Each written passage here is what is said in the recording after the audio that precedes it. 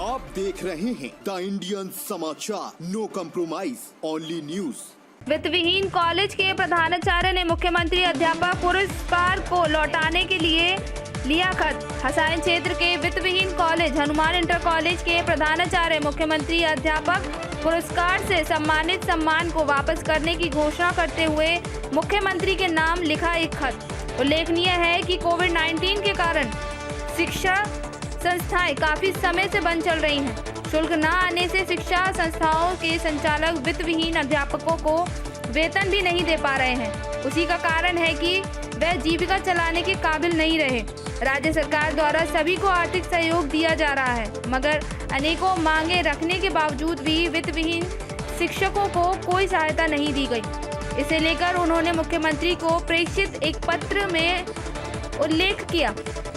ये ऐसे सम्मान से बेहतर है कि मैं उक्त सम्मान को यदि आर्थिक सहयोग वित्त विहीन शिक्षकों को नहीं मिलता तो जुलाई के प्रथम सप्ताह में उक्त सम्मान को वापस कर दूंगा। संवाददाता सुरेश चंद्र सविता। आपको 2019 में जो मुख्यमंत्री द्वारा सम्मानित हुए थे उस पुरस्कार को अब वापस क्यों करना चाह रहे हैं, उसका क्या कारण है? वो ऐसा है कि जब सपा सरकार थी उस समय मुख्यमंत्री अखिलेश यादव जी थे, तो वित्तहीन जो शिक्षक हैं उन्होंने काफ़ी संघर्ष किया, संगठनों में भी संघर्ष किया मानने के लिए, इनको समान कार्य के लिए समान वेतन दिया जाए। जब चुनावी वर्ष आई तब अखिलेश जी ने 1000 रुपये प्रति माह की दर से उन्होंने मानदेय दिया, लेकिन वो भी स्थायी नहीं था। लेकिन जो भारतीय जनता पार्टी की सरकार जब तक नहीं बनी थी, चुनाव से पहले उन्होंने कहा था कि हम कम से कम 10,000 रुपये यानी वित्त विहीन शिक्षकों को मानदेय देंगे जब हमारी सरकार बन जाती है। सभी शिक्षकों ने मिलकर के एकजुट होकर के भारतीय जनता पार्टी के पक्ष में मतदान किया कि 10,000 रुपये हमको मानदेय मिलेगा। लेकिन जब ये सरकार बन गई तो इन्होंने मानदेय की बात को भूल गए। वित्त विहीन शिक्षकों के लिए या वित्त विहीन जो संचालक हैं, प्रबंधक महोदय हैं, उनके लिए कोई भी सहयोग इस सरकार द्वारा नहीं दिया गया। हाँ, हमारे माननीय मुख्यमंत्री योगी आदित्यनाथ जी ने विचार अंत में किया कि जो मुख्यमंत्री ये हमारे वित्त विहीन शिक्षक हैं, इनका भी सहयोग है हमारी शिक्षा में, 87% सहयोग इन्हीं का रहता है, ये सम्मान के पात्र हैं, इसलिए इनको सम्मान दिया जाए। तो मुख्यमंत्री अध्यापक पुरस्कार योजना हमारे मुख्यमंत्री जी ने चलाई और उसी सिलसिले में सन 2018 से इसको लागू किया गया। मंडल स्तर पर एक शिक्षक को चयन करना था। अलीगढ़ मंडल में मेरा चयन हुआ 2018 के लिए, जो 5 सितंबर 2019 को पुरस्कार हमारे माननीय मुख्यमंत्री जी ने दिया वहाँ लोक भवन लखनऊ में। और वहाँ हमारी महामहिम राज्यपाल महोदया भी थी, हमारे उप मुख्यमंत्री दिनेश चंद्र शर्मा भी थे और हमारे मुख्यमंत्री थे। उन्होंने कहा था कि हमारे वित्त विहीन शिक्षकों की शिक्षा में बहुत सराहनीय भूमिका है और ये हमारे अंग हैं, इसलिए ये सम्मान के पात्र हैं। अब ये कोरोना पीरियड में विद्यालय 2 साल से बंद चल रहे हैं। इधर बंद होने से बच्चे घर पर हैं, ऑनलाइन शिक्षा लागू की गई है, लेकिन ग्रामीण क्षेत्र में ऑनलाइन का कोई साधन ही नहीं है, फोन नहीं है ग्रामीण क्षेत्र में, इसलिए शिक्षा नहीं हो पा रही है।